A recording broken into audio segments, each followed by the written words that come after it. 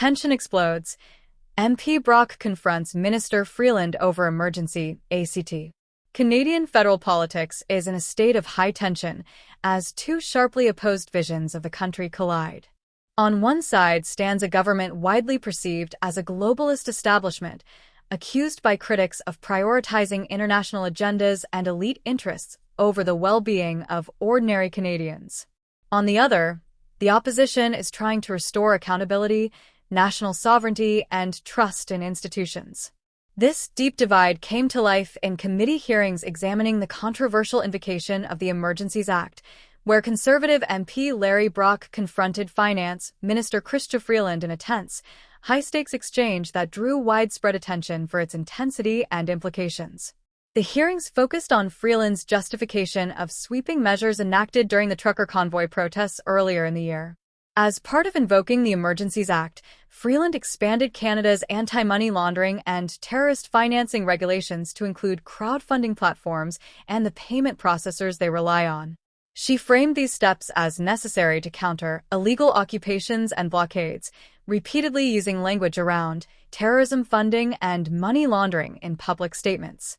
Yet when Brock pressed her in committee to confirm whether she had used those terms in the House of Commons, she dodged repeatedly, refusing a direct yes or no answer, leaving observers frustrated by the evasiveness.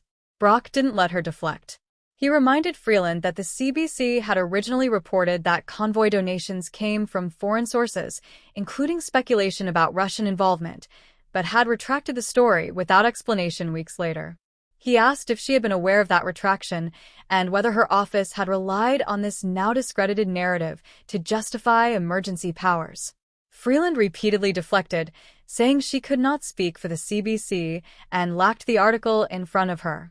Even after FinTrack officials confirmed that the vast majority of donations came from ordinary Canadians, posing no security risk, Freeland reiterated that her central concern was economic harm to Canada's reputation and the stability of the financial system, refusing to clarify whether prior statements were accurate. This refusal to answer directly painted a picture of political stonewalling. Brock repeatedly highlighted her non-responses, arguing that Canadians deserved honesty rather than scripted talking points.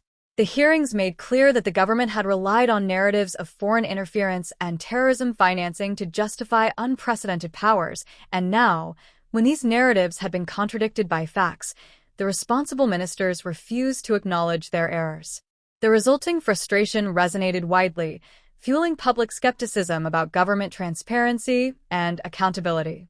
By contrast, Brock's questioning of then-Defense Minister Bill Blair revealed a slightly different dynamic.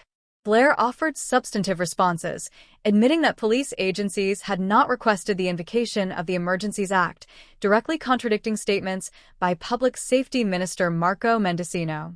Blair also confirmed that claims about protesters attempting to set fire to Ottawa apartments were false. While not perfect, Blair's approach demonstrated a greater willingness to engage with facts and provide clarity, highlighting the stark contrast with Freeland's evasiveness. Blair's responses were not without issues. He admitted that he had kept no notes during key cabinet meetings, a remarkable oversight given the historic nature of invoking emergency powers.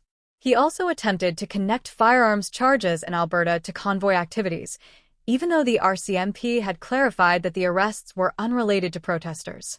Committee members intervened to correct these misconceptions in real time, emphasizing that accurate information is critical when assessing government actions with wide-reaching consequences. These moments underscored how even experienced officials can falter under pressure and how vital rigorous scrutiny is in democratic governance. Taken together, the hearings revealed a government relying on shaky evidence to justify extraordinary measures. Freeland promoted a retracted foreign funding narrative to frame ordinary Canadians as potential security threats. Blair admitted no law enforcement agency had asked for emergency powers, contradicting earlier public statements. Mendicino's allegations about arson, firearms, and sexual assault threats related to protesters largely unraveled under committee questioning. Citizens faced frozen bank accounts, restricted crowdfunding, and infringed civil liberties, all based on narratives that collapsed when examined in detail, leaving many questioning the legitimacy of government action. These developments occur under a fragile minority government led by Prime Minister Mark Carney, elected in April 2025, facing economic challenges including slowing growth, uneven employment recovery, and concerns about interprovincial trade. External pressures, such as U.S. tariffs under President Donald Trump, add complexity. Canadians are watching closely to see whether leaders will act with integrity and transparency during crises. Social divisions compound the stakes. Debates over education, housing, Indigenous reconciliation, climate policy, and civil liberties dominate public discourse.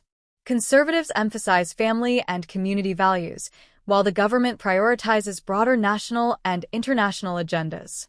Clarity and credibility in government messaging, particularly around emergency powers, directly affect public trust and civic engagement. The hearings underscored the importance of accountability. Ministers relying on unverified reports, exaggerating threats, or deflecting questions undermine the legitimacy of emergency powers. Freeland's evasions, Blair's omissions, and Mendocino's inaccurate claims demonstrate why oversight, independent verification, and persistent questioning are essential to protect civil liberties and maintain public confidence. Extraordinary powers require extraordinary scrutiny. Canadians should expect evidence-based reasoning, transparency, and accountability. If sweeping measures can be enacted on flawed or misleading information without consequence, it sets a dangerous precedent, potentially eroding rights and public trust. Vigilance, engagement, and insistence on integrity are vital to preventing misuse of authority. The confrontation between Brock and Freeland reflects deeper tensions within Canadian democracy. Governments must be held accountable for the narratives they present, particularly when citizens' rights are affected. Unless Canadians demand transparency and independent scrutiny, evasions, inflated threats, and unchecked authority risk becoming recurring patterns.